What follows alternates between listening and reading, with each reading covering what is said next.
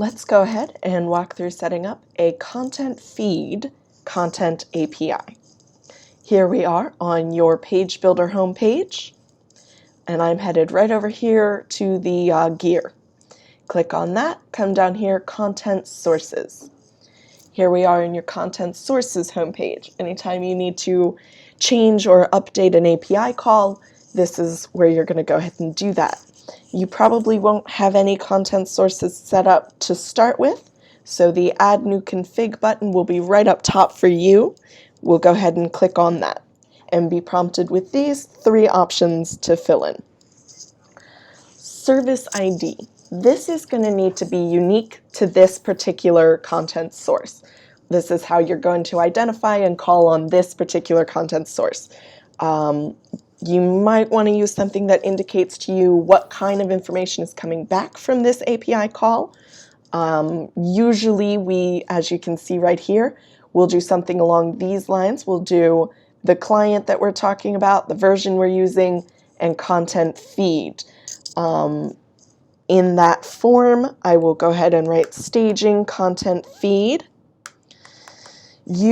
Since you'll only have one content feed, probably wouldn't even need to write staging. You can just go ahead and call it content feed if that's simpler for you. Or excuse me, you wouldn't use staging.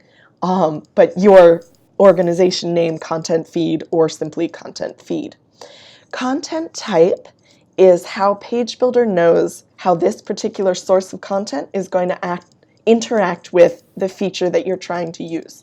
So, for example, a article body feature isn't going to respond to a content type of, for example, weather. Simply doesn't make sense to fill an article body with a weather API's return value. Examples like that of weather features on the other side aren't going to fill with article body content.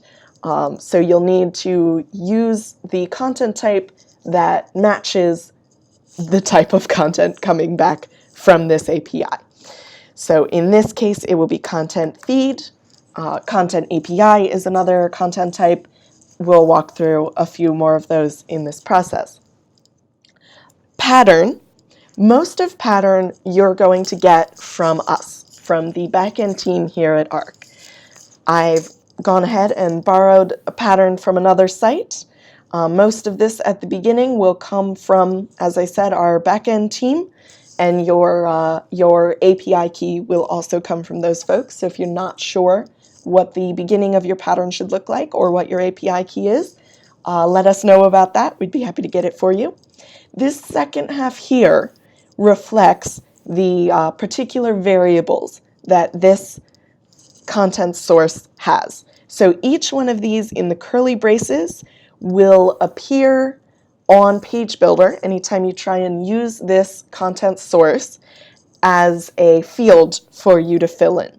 So you'll go ahead and tell it what the feed type is, you'll go ahead and tell it what the feed parameter is once you're using this content source in a feature on a page in Page Builder. If you're not sure what the answers would be for any of those fields, not to fear.